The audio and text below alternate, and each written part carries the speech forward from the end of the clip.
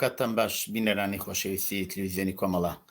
زۆر خوشحاڵم بۆ ئەوەی جارێکی ترام لە خزمەتتانە لە بەرنامەیەکی تری دیالۆگدا. ئازیزان، بزوتنەوەیەکی جەماوەری لە کوردستانە لە ئارا بووە. ئەم بزوتنەوە بەرزونزمی زۆر بەخۆیەوە بینیوە، بەڵام یەکێک لە باشترین دەورانی سەردەمی دەستپێکردنی ئەو بزوتنەوەیە کە دوای شۆڕشی گەلانی ئێران لە ساڵی 1350 هەتاوی بەرچاوە. ئێستەیش بەشێکی زۆر لەو تەجروبانەی وە لەو سەروبەنی دەستپێکردنی شۆڕشی زەماوەری لە کوردستان دەستی پێکرد و تەئسیراتی کۆمەڵە ئێمە ئێستا هەرە بینین و طبعاً ئیدامەی پێدا کردووە و شەرایەتێکی تریش هاتوۆتە پێشەوە. کۆماری ئیسلامی دەستکەوتایەکی بەدەستێناوە، شۆڕشی کوردستان بە شێوەیەکی تر خەریکە درێژە بە خەباتی خۆیەدا. ئەمانە جێگەی باسی ئێمەن لەگەڵ هەڵسوڕاوی سیاسی و کادری لە مێژینەی کۆمەڵە کاک ڕەشادی مەستەفا سوڵتانی. کاک ڕەشاد گیان بەخێربی بۆ بەرنامەی دیالۆگ. زۆر سپاسان دەکەم جەناب کاک مەحیەیەجی، لوتفان کرد کە ئەم کاتت بە مندا و سڵام هەیە بۆ بینەرانی خۆشەویست لە هەرکوێ لەم جیهانە هەن و بەتایبەت لە کوردستان. زۆر سپاس کاک ڕەشاد. ئێوە ئەخیرەن کتێبێکتان نووسیوە، یان نووسراوەیەکتان هەیە لەسەر من لەسەر فەیسبوک بینیم و یەکێک لە هاوڕانی زۆر خۆشەویستم پیشنیاری کرد کە لەسەر ئەم بابەتە لەگەڵەوە دابنیشم قسە و باسێ بکەم. نێوی کتێبەکە یای نووسراوەکەی ئێوە بە ناوی ئەگەر من بێمە سەر خودی سەحی ئەوڵەکەی بە لە ئەو ئۆرگانە دموکراتیکانەی کە دوای دەستپێکی قیامی 57 هەتاوی لە ئێران دەستی پێکرد. لەوێ ئیشارەتان کردو بە شارەکانی مەریوان و سنە و سەقز و بۆکان و بەخشێکی زۆر لە دێهاتەکان کە تحتی نفوذ بوون و دوایش تەبعاً ئێمە بینین کە ئەوە زۆر درێژەی پیا کردووە، توانین بڵێن تەواو سەتاسەری کوردستانی گرتەوە. لە بدایەتەوە پێم خۆشە بزانم هەدەفی ئێوە لە نووسینی ئەو یا کۆکردنەوەی ئەو تەجروبانە چی بووە گەرەکرێ بۆ بینەران باس بکەن. بەڵێ تکایە کاک نەجمەی گیان من ڕاستەکەی کاتێکا بە بیرخانەی کاک مەحیگیان بمبەخشە کاتێ من بە بیرخانەی مێشکمان چوومەوە وانیم لەباری تیۆری و لەباری زانستی مارکسیستی و زۆر کارکراوە، دەستیان خۆش پێ هەم سازمانی پەیکار، سازمانی چیرگای فدایی، کۆمەڵی زەحمەتکێشانی کوردستانی ئێران و هەروەها وحدەت کۆمونیستی ئەوانە زۆر کاریان کردەوە. وەلێ یەک گۆشە لەم کارانە ئەمبینی کە هەر هێشتا بێناز داکەوتەوە، ئەویش ئۆرگانهایەکی دموکراتیک بوو کە لە کوردستانە زۆر گەشەی کردبوو و نمونەی وامان ئێمە لە ئێرانە ئەسڵەن نەبوو یا زۆر کەم بوو. ئەگەرچی لە تورکمەنسەحرا شێوازێ لەم ئۆرگانهای دموکراتی بوو وەلێ زوو سەرکوتیان کرد. بە بۆنێ ئەوە فکرم هاتەوە بۆ لەبەرین بچی ئەمە و لە هەمان کاتە وەکو فەلسەفەی خۆم بیری خۆم وایە کە هەموو ئەم ڕێکخراوە سیاسیانە لە شاردنەوەی زۆر چتی وەکو چەک و تەقەمەنی و عەزبە لە خزمەتە ئەوانە کە ڕوانگەیەکی نظامیانی ئازان هەڵیەگرن ئەیشارنەوە لۆت خۆیان کەڵکی لێوەرگن، وەلێ چتی ئارشیومان هەڵ ناگیرێ، نووسراوەمان زۆر دەگمەنە و لە نەزەر تاریخی ئەبێ ئەشێ لە ئارشیوی ڕێکخراوەی فەلەستین یا لە عوسمانی یا لە ئێران یا لە عێراق تورکیە بڕۆی بەشوو نەبزانێت چی کراوە چی نەکراوە. من ویستم ئەگەر چێ ناتوانێت پڕاوپڕ بێ و هەموو شتێ باسکرابێ، وەلێ بەحاڵ ڕەچەیەکم بە نەزەری خۆم شکاندووە کە ئەو ئۆرگانە دموکراتیکانە سەفت بێ. ئەبینی کە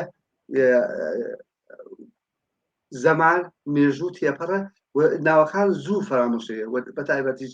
پیری میوانی هەموو کەسێکە ئیستا منداڵێکی یەک ساڵە بێ یا کەسێکە تەمەنێکی جوانیە. ئیتر وتم با ئەمانە وەکو بڵێ ئارشیو بکەین و من کۆمەکەم لە زۆر برادەر و خۆشەوی زۆر کەسی لێزان وەرگردووە و بەڕاستی ڕۆژها خەریک بووم، تەلەفۆنم کردووە، تەماسم کردووە لە نووسراوەکان خوێندووە کەلیمە بە کەلیمە ناو بەناو تا توانیم ئەوانە کۆبکەمەوە و پێم وابێ زۆر کارێکی مهمە و نەک من هەر کەسێ لەم شێوە و لەم ڕەوتە ئێدامەدار بێ ئەتوانم بڵێم خزمەتێکی باشی بە مێژووی گەلی کورد کردو. بڵێ کاک ڕەشاد ئێوە ئاماژەتان بە بڕێک لە هێزە سیاسیەکان کرد لەوانە هێزی پەیکار و وحدەتی ئینقلابی و بەشێکی تر ئەوانە لە کوردستان هەڵسوڕانیان بوو و حتا چریکە فدایەکان یەکێک لەو هێزانە بوون کە لە نوێنەرایەتی کورد لەگەڵ دەوڵەتە ئەوانیش دەو هەیەتا نوێنەریان بوو. بەڵام ئێمە کە ئەبینین ئەو هێزانە سەرڕایەوە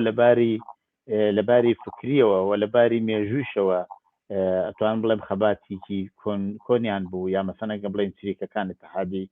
وحدەتی ئینقلابی و یا بەخشێک لەو جەرانە وحدەتی کۆمونیستی ئەوانە حتا نووسراوەیان بوو لەباری تۆریەوە زۆر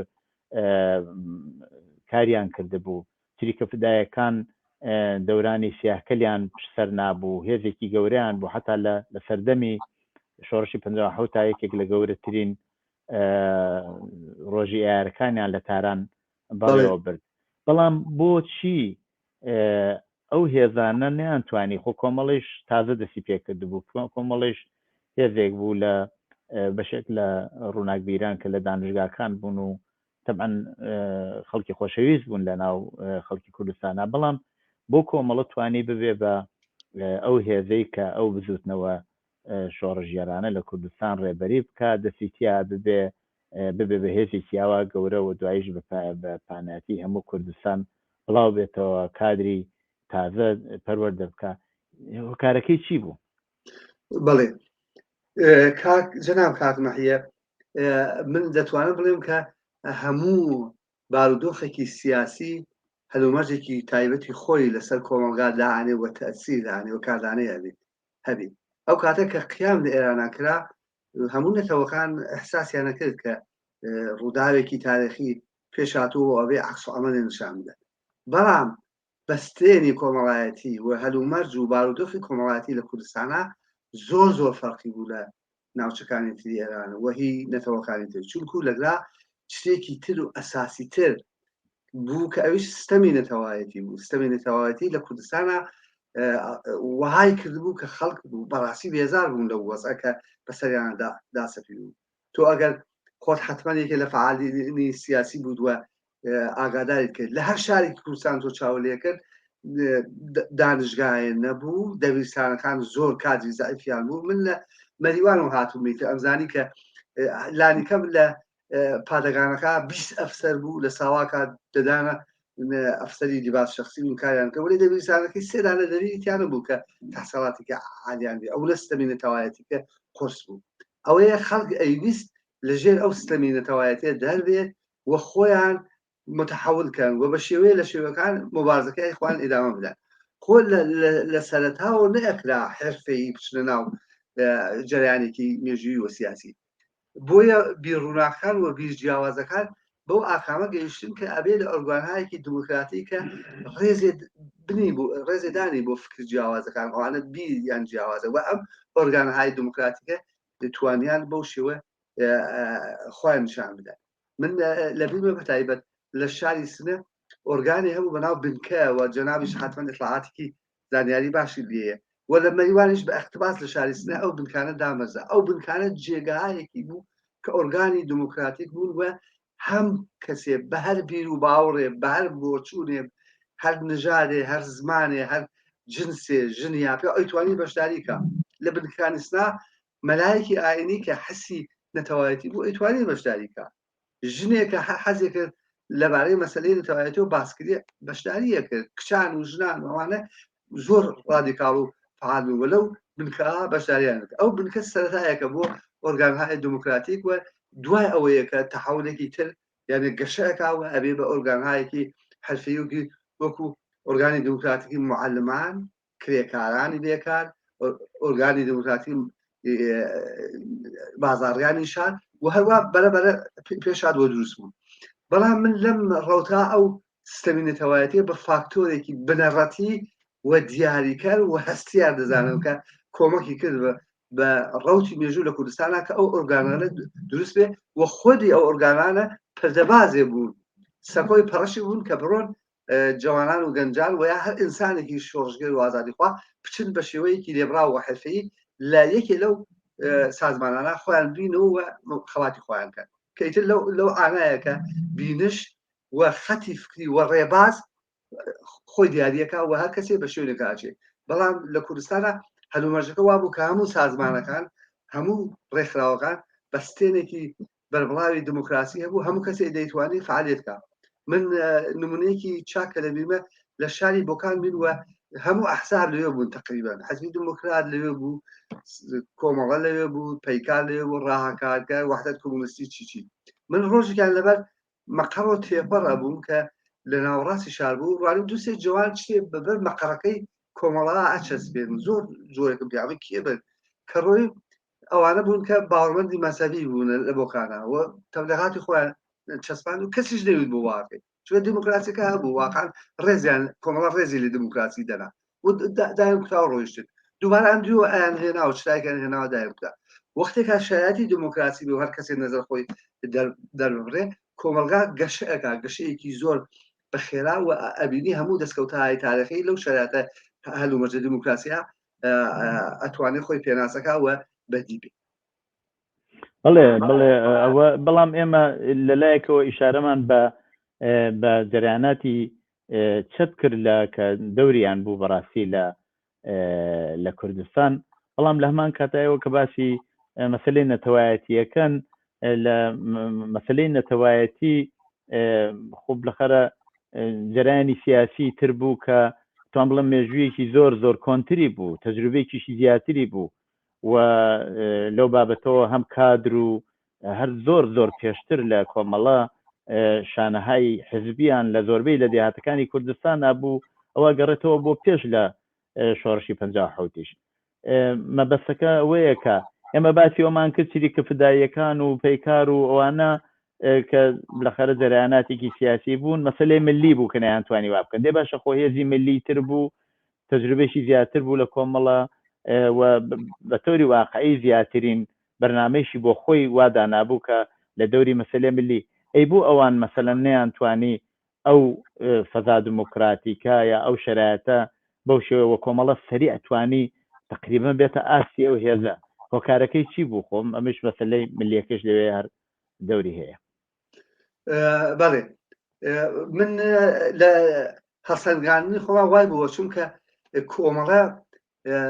لە ناو چین و توێژی کۆمەلگا بڕاستی وەکو بڕۆی هەم بیرەکەی هەم وەکو کادرهایەکی لایەق و بتوانە ئاژین بوو لە ناو تودەهای جەماوەری خەڵکی ڕەنجبەرا بوو و ئەوە زۆر کۆمەکێکرد یانێ کۆمەڵە کاتێکە لە شارەکانە خۆی نیشاندا و ئاشکرا بوو بە ئەندازەیەکی چاوەڕوانەکە و کادری لایەق و دڵسۆز و دەستپاکی هەبوو کە خەریکی کاری سیاسی و کاری تودەیی و کاری ڕێکخراوی بوو وەدێ ئەوان تر کە جەناب ئیشارەت پێکرد ئەگەر خەستی دیارە تۆهینم نییە من بەوان زەحمەتیشیان کێشا بۆ لێ زۆرتر جیهانێکی ڕووناکبیری بوو ئەم ڕووناکبیرانە نانەتوانی بەو ئەندازەوە لە ئاستی کۆمەڵا لەگەڵ ڕەنجبەرانە لەگەڵ هەژار و فەقیران نزیک بنەوە یا ئەگەر بوونەوە لە ئاستی کۆمەڵانە بوو مەسەلەن چیکار بەڕاستی بوو ناو جەماوەری خەڵکە وەلێ لە ئاستی کۆمەڵا نەیانتوانی نەبزی کارەکە بەدەستەوە بگرن کۆمەڵە ڕێکخراوێکی سەردەمێ نهێنی بۆ لەودا خۆی ئاشکراکە لەوەدا بە تەواو قدرتەوە لە دوو دیاردە دفاعکە یەکی مەسەلەی ملیە و یەکی مەسەلەی چینایەتی بەڵام پێم وابێ ئەو سازمانەکانی تر هەر چەپێکی وشک دیارە قەستی ئەو منی ئەهانم کردێ وەلی هەر مەسەلەی چینایەتیە کە چەپیش بوو جەرانێکی ملیشکە لە کوردستان بوو ڕاستەکەی من نەبەرنامەکەیان و نە ئەساسنامەکەیان ئەوە نەبوو کە خواستەهایەکی ملەتی کورد و یاگەلی کورد جواب بداتەوە زۆرتر لە فکری ساد و سەودا بوون کە بە نوعێ لەگەڵ ڕژیمی تازە بەدەسڵات گەیشت و جمهوری ئیسلامی خۆیان ڕێخان تا مەسەلەن لە تاران و خم خۆیان نیشانەدا و دیدارهایەکیانە کرد ئەگەر مەلایەک فەرسەن و لە جێگەیەکا دانیشتنێکی لەگەڵ بکردان ولی ئەوە کە تۆ ئەدبینی هەڕویستی لێبڕاوی کۆمەڵەیەوە مەوازعەکەی بەڕاستی سادقانە و لێبڕابوو لەگەڵ خواست و ویستی میلیۆنها ئینسانی کرێکار و ڕەنجدەر تێکاڵا بوو ئەوە جیا بووی تر ئەوان حاضر تەنانەت من یەک جاریش نەمدی لە مێژووی ئەو سەردەمەدا کۆمەڵە دەستەوەسان ڕاوەساوی و بڕێتە تارانی ئەوڕێتە قوم مەسەلەن داوای ئازادی و دموکراسی و فەرز فەرمووی حەقی تەعینی سەردوشتکە ئەسڵ نەچوو و ئەوان بوو ناچار بوون کاتنە کوردستان و لەگەڵ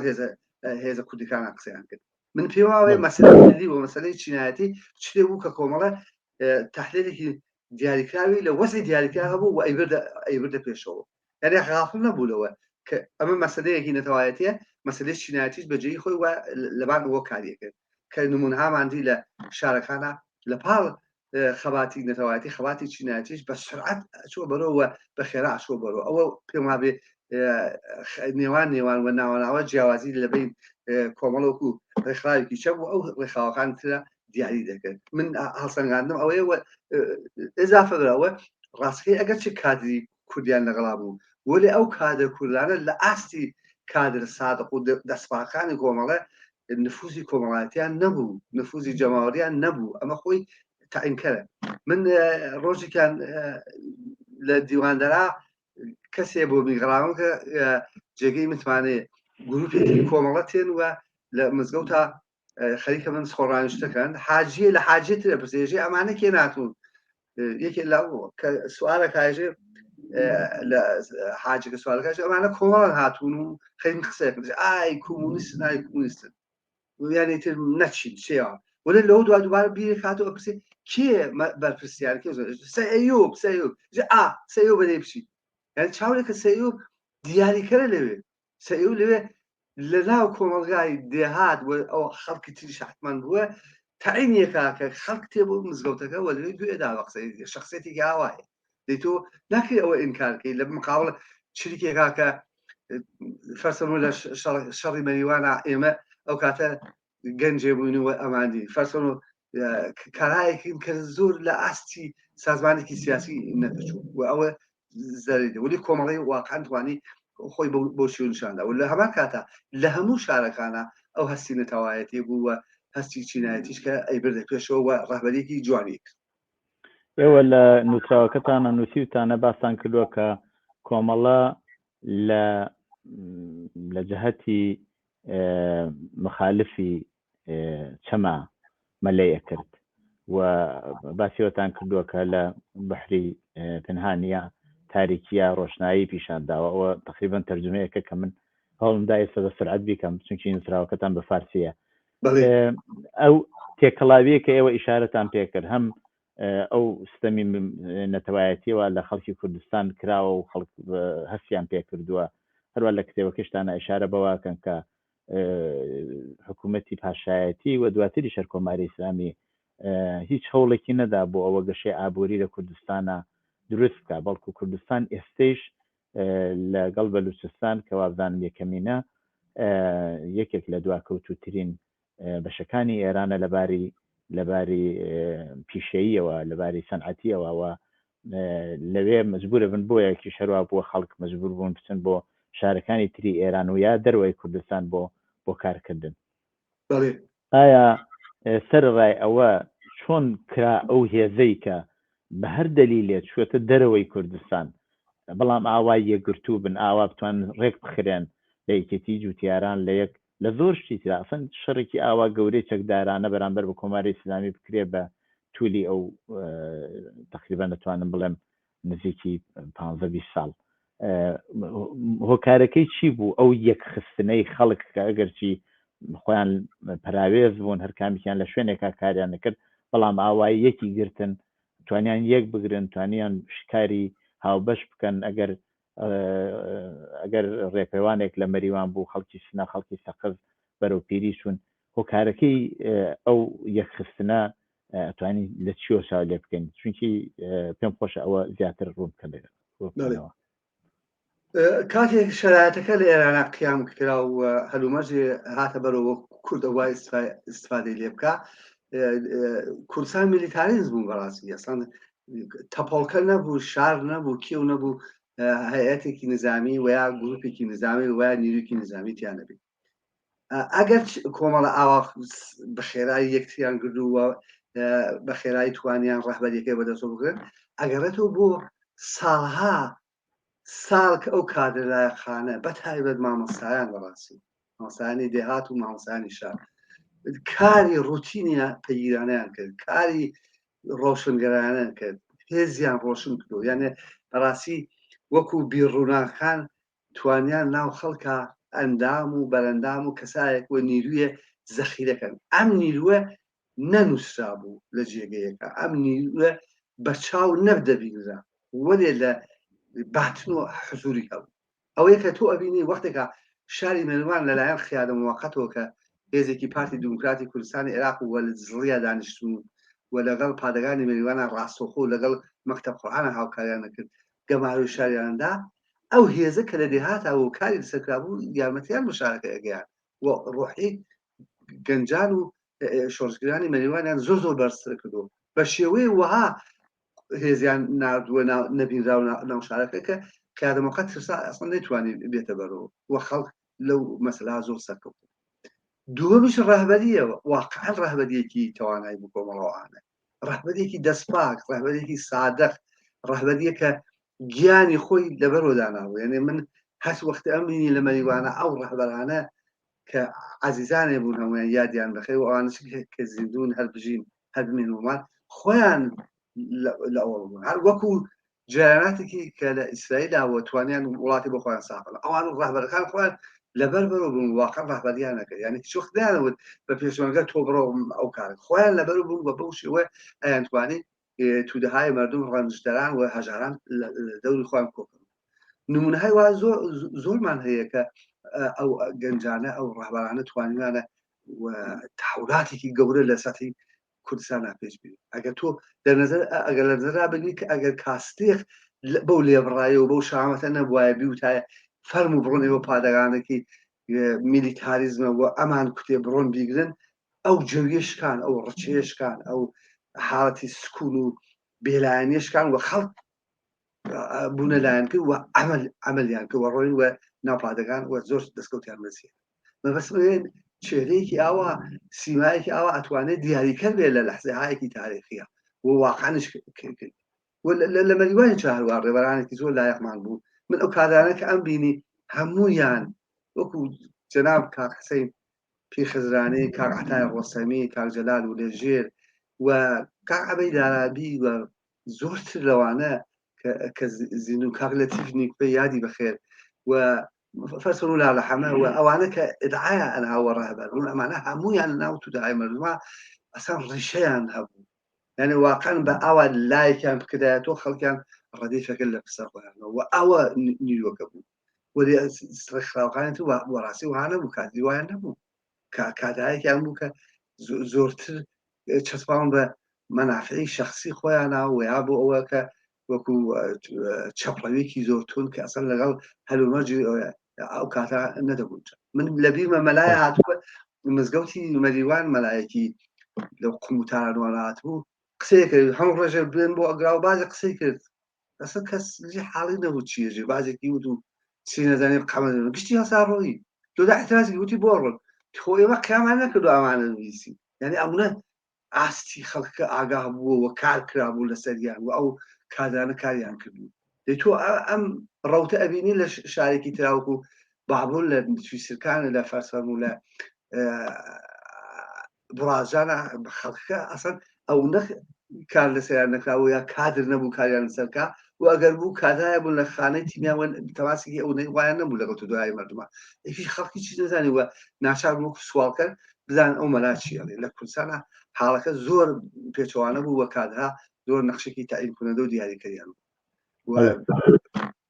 ئێوە لە نووسراوەکەتانە ئەیکەش ئاماژەتان پێ کرد باسی مامۆستایانی شۆڕەجێرتان کردووە بە تایبەت ناوی بەشێک لەو مامۆستایانەی کە وەکو مامۆستا چ لە دێهاتەکان یا لە شارەکان دەرسیان بە بەشێک لە گەنجەکان ئەوتەوە ئەوانە تەئسیری زۆریان بوو دواتریش کە دێهاتەکان بەدەست هێزی پێشمەرگەوە بوو دیسان ئەو مامۆستایانە بە هیمەتی ئەو کاتی کۆمەڵە دەرسی کتێبی کوردیدا نووسراوە ئێوەش بۆ خۆتانێکێک لەوانە بوون کە خۆتان بە خۆتان هەم مامۆستا بوونەوە سەردەمەوە تاسیرتان بوو من پێم خۆشە زیاتر لەگەڵ جێگە و پێگەی ئەو مامۆستایانە، چونکی ئێستا کە ئەبینین مامۆستایان بە تەوری واقعی لە خەباتی ئەوڕۆی ئێرانە دەورێکی زۆر تایبەتیان هەیە، زۆر دێنە سەرخیابان، ناڕزایەتی دەرەبڕن بە هەلومەرجی ژیانیان بە وەزیەتی اقتصادی و ئابووریان. پێم خۆشە لەو بابەتەوە ئەگەرەکرێکەمە زیاتر لەسەر ئەو مۆزوع قسە بکەین. بەڵێ جەناب کاکمەحیە، ئەو مامۆستایانە لە هەلومەرجی دوای قیامە لە هەلومەرجی ئۆرگانهای دیموکراتیکە بە شێوەیە لە شێوەکان فعالیت خۆیان کردو. بەڵام ئۆرگانهای دیموکراتی وەڵاندەرەوەی هەموو ڕاز و نیاز، هەموو ویست و ئارزووی ئەو کەسانە نەبوو کلێوەکیان کرد. ئیتر وەها بوو کە ئۆرگانهای دیموکراتیک بەستێنێکی دروست کرد، زمینەیەکی دروست کرد کە ئیتر ڕێبازەکان دیاری دەکات و سنوورەکان دیاری دەکات کە کارێکی حرفەیی، کارێکی لێبڕاوەتر بکرێت. ئەوەیە کە مامۆستاکان زۆربەیان بە نێو سازمانەکانە داڕش بوو و زۆربەی لە کوردستانە بەرەو کۆمەڵ هات، زۆربەی یارە زۆری، یعنی زۆر کەم من ئەبینم لەناو جارانێکی وەکو حیزبی دیموکراتە مامۆستایەکی زۆری بی. حتا دکتۆرەکانیش بەرەو لای کۆمەڵە زۆر هاتن، دکتۆری زۆرمان بوو ئێوە ئێمە لە دەرمانگا لانیکەم 11-12 دکتۆر واقعاً کاریان کرد و سابقە و ئەزموونی کاری بیمارستان و ئەوان کاریان کرد لە حالەکە ئەوانتر کەمیان چیکان کەسێکیان بوو ئینسانێکی باشیش بوو وەڵا یارمەتی کۆمەڵیشدا. ئەوەیە کە ئەم معلمانە هاتن و جەزبی کۆمەڵەیش وەکو نیازێکی تاریخی لە بۆکانە پێشنیاریدا کە بابە ئەبێ ئۆرگانهایەکی دیموکراتیک و یا کۆمسیۆنێکی ئامۆژفرۆش دروستکەین، کاری نظامی بە جێگەی خۆی ناکرێ هەمووی ئێنەرژیەکە لەسەر ئەوەدانی ئەبێت لەم باری چۆ ئامۆژفرۆشی بێ و لەگەڵ توودەها لەگەڵ جەماوەرە بتوانین مناڵەکانیان بار بێت بەو شێوە. ئەوەیە کە جەمعیەتی مستقلی معلمانی مبارزە لە بۆکانە دروست بوو، بە ڕێنمونی کۆمەڵ دروست بوو و زۆر دەسوباڵی ئازاد بوو، ئینسانهایەکی زۆر باش، مامۆستایەکی زۆر باش هاتن لە دەوری کۆبوونەوە یەواش یەواش موادی خامی ئەو کتێبانیان نووسی کە ئەوە هەر ڕەوتە ئیدامەیە بوو لە بۆکان و هەتا ئەگاتە دێهاتی ڕۆژهەڵاتی کوردستان تا دێتە جنوب باشووری کوردستان کە لە مالومە ئیتر تەسەح ئەکردی ئەو کتێبانە تقریبا 4 دانە بوو و نرا بۆ شاری کۆڵی ئاڵمان و یەکی لە هەوادارین کۆمەڵە لەوێ بە خەرجی خۆی ڕەنگی چاپی کرد و نردووە. وەرێ شتێکە زۆر جالب بە نەزەرمەکە ئەوەی ئەو مامۆستایانە هەموویان حاضر بوون کە لە دێهاتەکانە کارکەن وەکو معلم پێشمەرگە. و جەناب کاکمەحیە وەختێکا کۆمەڵە پێم وایە لەم نووسراوە هەیە دانێ لە عکسەکانی ئەوەیە کە مەدرک تەحسیڵیماندا، من خۆم لە وەتەمیشە مامۆستا بووم لەگەڵ کاک ناسیر حەسانی و مەدرکماندا، ئەو مەدرکە یەکی لەوانەیە کە ئەوەتە بە زمانی فارسی نووسا. دوای ئێمە کە ئێمە ناچار بووین و پاشکشوان کرد، جمهوری ئیسلامی نەیتوانی ئەو مەدرکە ڕەتکات و قبوڵی کرد، چکە بەڕاستی ئەو کارکراو لەگە ئەو قوتابیانە ئاسی سەوادیان ئەوە لەوان بوو کە نەیتوانێت قبوڵی کردی باشە ئەوە کۆمەڵدایسی داسی فەرموو بڕۆنە خەراسێکی باتر. و ئەوەیە کە زەحمەتێکی زۆر کێشرا، دەستکەوتێکی باش بوو ئەو کتێبانە ئیستە لە وڵاتی ئاڵمان، لە کانادا تا ئەنازێ، لە ئوسترالیا و لە سوئیدا بە تایبەت لەو کتێبانە ئەگەر شکاندێکی هەیە وەرێ کەڵک وەرەگرن. مامۆستاکان دەستیان خۆش پێ و فعالیتەکەن. نەسڵێکی پەنابەر کە ها لە ئەوروپا لەگەڵ زمانی دایکیا فێر بوو دەیخوێنێ و ئەوە بۆ سەباعەت ئەوە کە بتوان گوێ بدەن بە ماسمدیا و بەو شێوە خۆیان باربێنن. پێم وابێ کۆمەڵە لەو بەستێنەدا زۆر سەرکەوتوو بوو لە ئۆرگانهای دیموکراتیک و لە ئەو کۆمسیۆنی ئامۆژفرۆش کۆمەڵە و لە تەربیەتی مامۆستایانی شۆڕش کە 3 دەورەی دانا و ئەو 3 دەورە یەکیان لە دەی هاچیتەرە بوو، دانێکیان لە ئاجیکەن بوو، دانێکیان لە دەیە بەناو سیسێر کە لەوێ حزومان هەبوو و لەڕێ مامۆستاکانە خەریک. بەڵێ کاک ڕەشاد، ئەمن بۆ خۆم کاتی خۆی کە جەمعیەت دانرا لە سەقف چووم لەوێ سەفتی ناوم کرد، ئەو وەختەوا بوو لە بیرم دێ ئەمن لە دانسەرای هونەر بووم، کاک ڕزای کعبیش لەوێ بوو، پێمی وت کە بووی جەنابێت بەڵێ لە سنە لەوێ دەرسمە خوێند.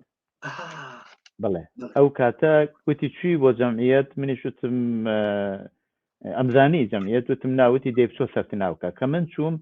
تر تەمانە وەختە جەمعیەت هەموو هێزە سیاسیەکانی تریش لەوێ بوون، هێزە سیاسەکانی وەکو پەیکار و چریک و چریکەکان ناتەمان، بەڵام زیاتر دەرایاناتێک کە بە ناوی خەتی سێ ناسران لە جەمعیەتە کۆ ببوونەوە بەڵام کارێکی هاوبەشێک بەڵێ جەمعیەتی سەقف جەمعیەتی سەقف یەکێک لە شتایە کە زۆر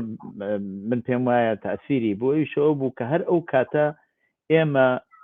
بە کاتی دەخڵودان و وەختی هەڵگرتنی خەرمان وانە لەگەڵ بەشێک لەو هاوڕێیانە ئەچوینە دێهاتی دەوروبەری سەقف بۆ یارمەتیدانی خەڵک و ئەچوین دەستکەنەمانەکە دروێنەمانەکەی یەکێک لەو هاوڕێیانەی کە زۆر زۆر تەئسیری بوو و لەگەڵ ئێمە بوو کاک مەحموود کەیوان بوو کە هیوادارم هەر بژی و سەرکەوتوو بێت و ئێمە ئەچوینە و کارەمانە کرد مەبەستم چی بوو لەو نمونە ئەویشەوە بوو کە ئەو خەڵکە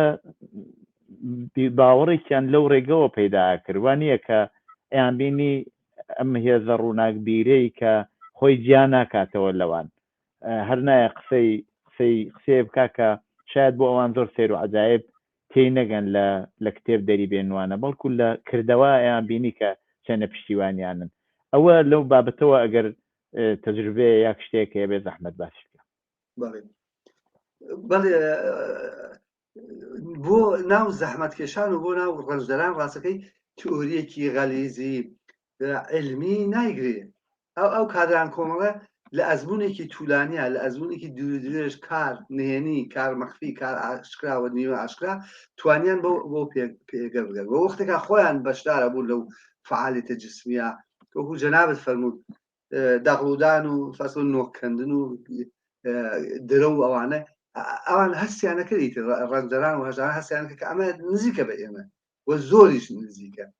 بەو معنە ئەوان ئەیانتوانی ئەتمادەکە بکەن کە ئەتمادەکانە کرد هەموو شتێ جاری بوو ئەوان وەکو یارمەتی هێزی پێشمەرگە وەکو ئەوە خزمەت بە پێشمەرگە بکەیت هەواڵ بە پێشمەرگە بگەێنی وەچی و چی من لە برادێکی پێشمەرگەم بیزوتی پەلێ پێشمەرگە لە جێگەیەکەوە تێپەڕە بن بەڵام ئەبینن کابرایەکی جوتیار خەریکە جووتەکە وەلێ دەنگەکەی زۆر غێرعادیە ئەسڵان واق مەسەلەن لەگەڵ جووتەکەی قسەکە و دەنگی بەزکات و ئەسڵ ئەوان تەعجبکەن فەرماندەکان حتمما شتێکی بەو دەمەدا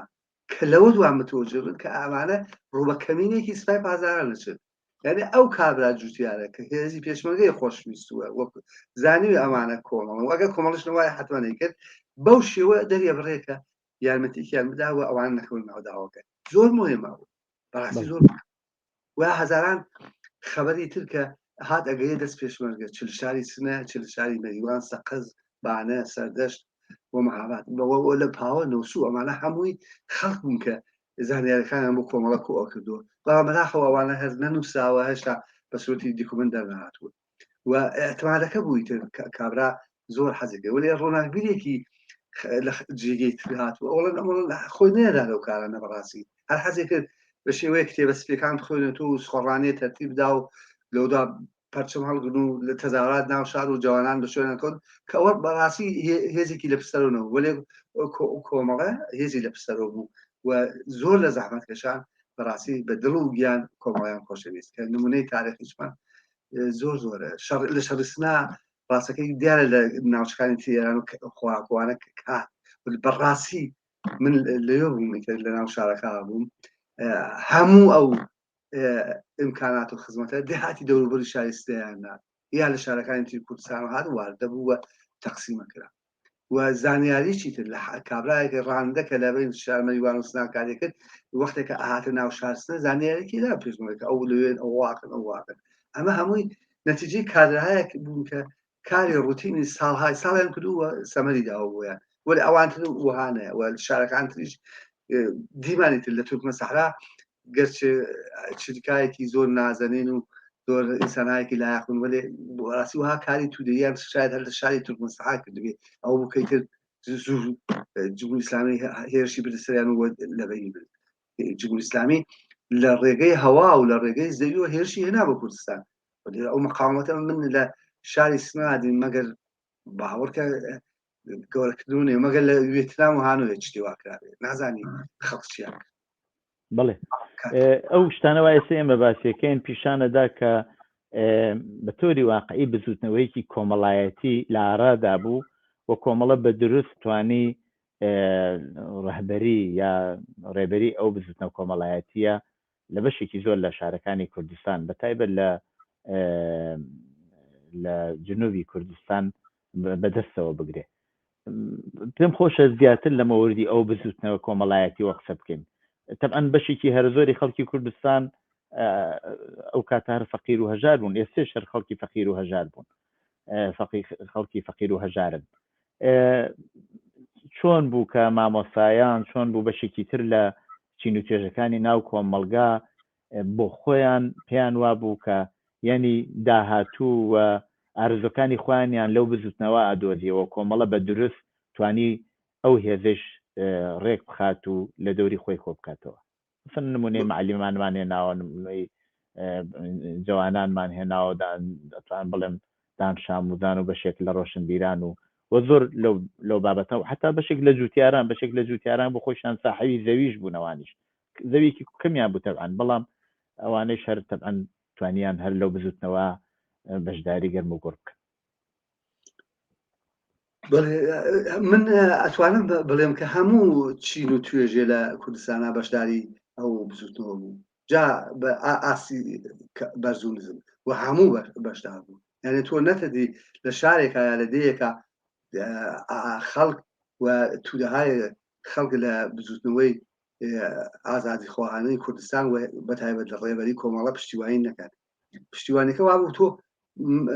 یەکێ لە هاوڕات لێرانیوتی وتمانە ئەوە ئاچین بوو مەریوان بە ڕێپەیمایی 3-4 نەفەر بوون لە مەیانی شایستنا لە کەمتر لە یەک ڕۆژی نەبێت کە لە نزیک پادەگانی سنەوە ڕەبوون سەدا نەفەر کچ و کۆر کەوتنە ڕێوە لە خەڵکیش دووبارە پەیوەست بوون و ئەوانە بەو مارشەکە لە شار سنەوە بە پێی پیادە لە گاڕان و لۆدۆ هاتنە لە ئارێز و هاتنە چەمی هەورامان و لێ واردی مەریوان بوون، توانیوان وەکو بڵنگۆیە وەکو ماسی میدیای لەگەڵ خەڵکا بدون وە زانیاری وەرگن وە کۆمەک وەرگن و بەو شێوە ئەفشاگەرێکی جوانیان کرد و دەستکەوتێکی زۆر تاریخی بوو کە نمونەی وا کەمتر بیناوە. بەداخەوە ڕۆژنامەیەکی خارجی هەموو ئەو ڕووداوانیە چاپ کرد بوو، بەتایبەت جەرەناتی مەریوان ڕووداوەکانی مەریوانی چاپ کرد و بە زمانی نازانم چ زمانەکە من لە کتێبخانەکانی سویدا زۆر بە شوێنیانگەڕام لە خەرە ژنێکی عەرەب کە فەڕەنسی زانی وتی ئەمە فەڕەنسەوی و زۆر پێیابێتەوە ئەم کتێبخانە ئێمە هەمانە چۆلێت تۆ بڕۆ کتێبخانەی مەرکەزی شار ڕەنگە پێیاکەی لەو ئەوانە بوو کە عەکسێکی جەناب مامۆستا عەزیز حوسێنی و جەناب کاک فوادی چاپ کردەوە و لە پشتەکەی چۆ چەند پێشمەرگن کە لالە حەمەیەکێکیانە و کچێکی مەریوانی بەناو چنوور خارم چنوور خۆشنەواز و دوو کەسی تر من و کاک حوسێنی برام و چەند کەسی تر لە پێشمەرگان. ئەوە خۆی بانگەوازێ بوو، ئەوە خۆی ماسی میدیا بووانە خود دیارە ماسی میدیای مۆدەرنی ئەمڕۆ لە بەرەسانە وەلی ئەو توانی ئەفشاگەریەکی باشکاوە لە سەتحی جیهانیا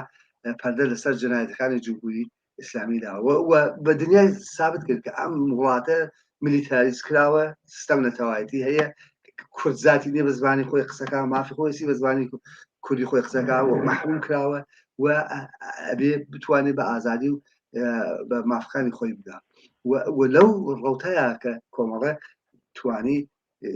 زۆر بەی هەرە زۆری جەماوەر لە دەوری خۆی کۆکاتەوە. نمونەیەکی تر کە من تێدە بەچاو ئەوەیە کە بڕیارێ درا کە ئەبێ شاری مەریوان چۆر کردیە کە بەرخۆمپارە نەکەوێت وەکو شارەکانی تر نەسووتێ دووە ساعاتێکی نەبێت کە یەکێ لە هەوادارانی کۆمەڵە لە ناو ماشینێکی جیوا بەڕۆنکۆ لە ناو شارە قسەی کرد و هەموو ئامادەوە شاریان چۆرکە یەک دانە ئینسان ناو شاران نەبوو باوەڕ کە ئاخرین ڕۆژەکان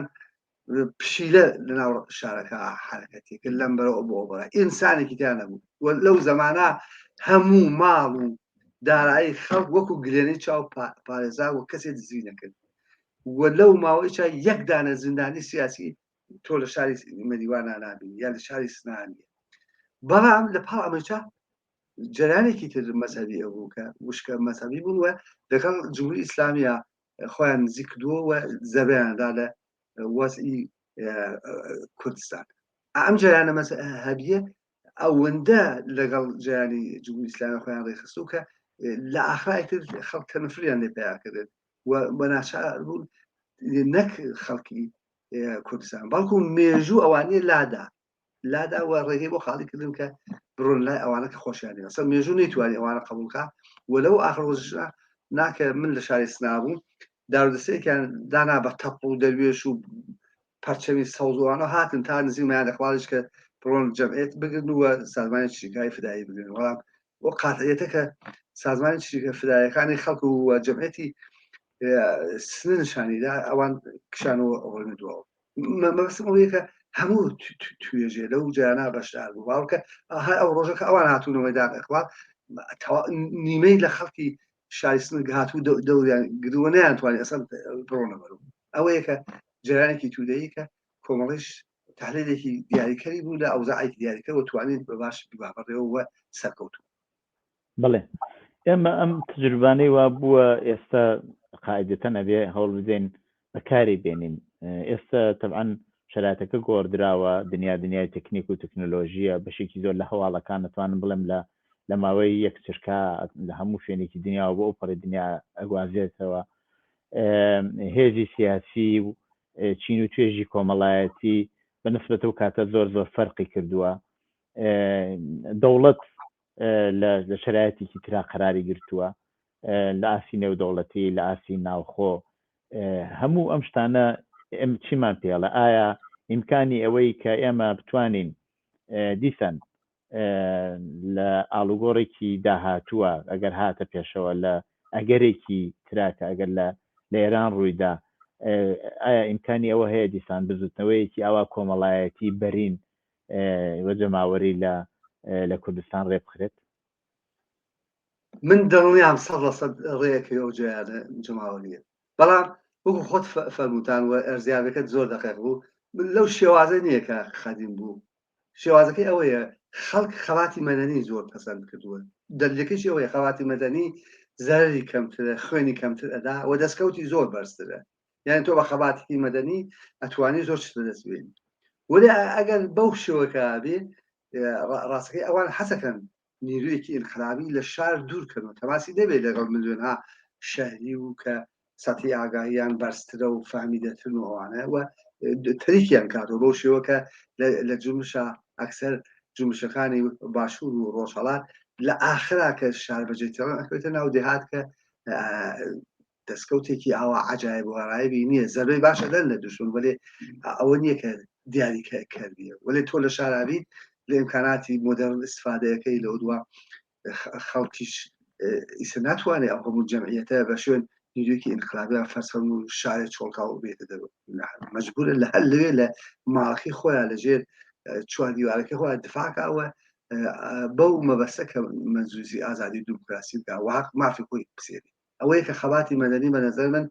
یەگانە ڕێگەیە کە نەفی خەڵاتی چەکداران ناکات بە لە وەخت خۆیان پێویست بێ واقعە بێ ئیسفادەی لەکەی یعنی تو ئەگەر قیامێ دووارە لە شارەکانی کوردستانە کرا ئەشی هێزێکی پێشمەرگەش هەبێ هێزێکی پارتیزان و لێبوردوت هەبێ کە هەزاران گەنج ئایسە ئامادەیە کە ئەو کارەکەن ئەسەن پێویستی دێتەوە بۆ ئەو زەخیرە ئەو نیروە فکر کرد خۆی تێ بە شوێندا زمانێکە کۆمەڵە